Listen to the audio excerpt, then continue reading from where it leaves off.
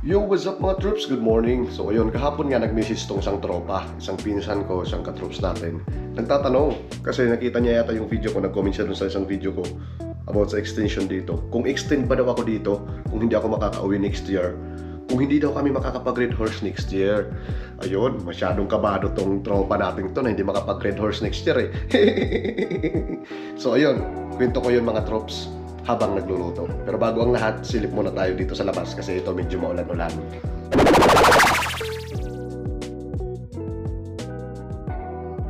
So ayun nga mga troops, eto maulan-ulan nga dito ngayon. Parang ilang araw nang guulan dito kaya medyo malamig-lamig. Kaya ayun, tamang-tama, magluluto muna ako ngayon ng sabaw-sabaw. Kaya tara mga troops, luto tayo. Simpleng sabaw-sabaw lang to mga troops, lutong bahay lang. O pwede pa nga nating sabihin lutong kanto lang. Kasi dati ng mga tropa ko minsan ganito kami mag-food trip, lalo na pagkalinggo may mga bagong katay na baboy. Tapos ayun nga, pinagsama-sama ko na nga yung tubig, luya, kamatis, tsaka itong ribs. Tapos naglagay lang ako ng asin, paminta, tsaka patis.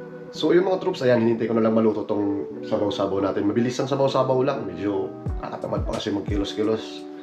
Medyo maulan lang kasi malamig, kaya ang sarap lang maghiga, magtutulog. So ayun, kahapon pa nga yung tanong na yun ng katroops natin na yun, na pinsan ko. Pero ngayon ko lang nagawa ng video kasi kahapon may pasok ako. Holiday sana dito kahapon. And usually talaga, pagka Lunes, day off ko talaga yun. Pero nagbago ng schedule kasi maraming ang natanggal sa trabaho na naman ngayon. Tapos may mga bago na pinapatrain sa akin, kaya yun, medyo busy na naman. Holiday sana kahapon, dapat walang pasok eh. Kaso okay lang kasi pag holiday naman dito, time and a half yung bayad eh. Pero hindi sa Pilipinas, di ba? Pag sa Pilipinas naman, hindi time and a half, double pay pa nga sa Pilipinas eh. Pero dito time and a half lang. Pero ang kagandahan lang nun, kapag wala akong pasok kasi dito, kahit wala akong pasok, basta holiday, may bayad pa rin. Kakakuha pa rin ako ng mga $120 per day. Kahit nasa bahay lang ako, basta holiday. So ayun nga mga troops, hindi pa nga sure kung extend talaga ako. Pero kung yung employer ko lang, tsaka yung manager sa management namin, sa corporate mismo, gusto talaga nila extend ako. Unwilling naman sila, mag-offer pa nga sa akin, sabi kahit 5 years pa nangingin kong extension eh. Kaso yun nga, ang hirap pag ngayon ng extension, mag-approve, mag-apply.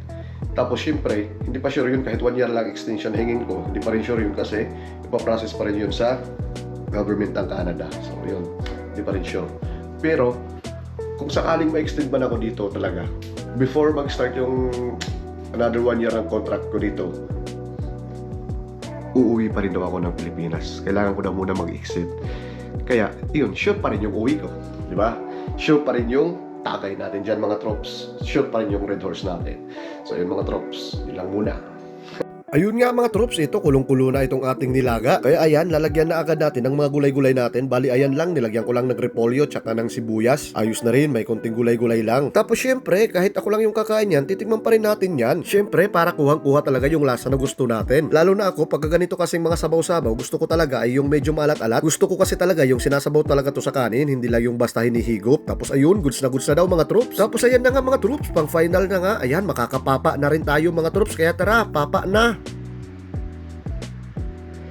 So ayun mga troops, papa muna. Ito, sabaw-sabaw, higop muna, sakto to kasi medyo maulan-ulan, malamig-lamig, kaya sakto to. Goods na goods. So ayun mga troops, hindi ko na muna ipapakita ang pagpapa ko. So ayun, extend ba no hindi mga troops? See you next year. Red horse pa rin next year mga troops. Tsaka sana mga troops, hindi lang mga tropa magsundo sa airport, no? Sana may kasama din. So ayun mga troops, hanggang dito lang muna. See you sa next video. Thank you. Have a good one.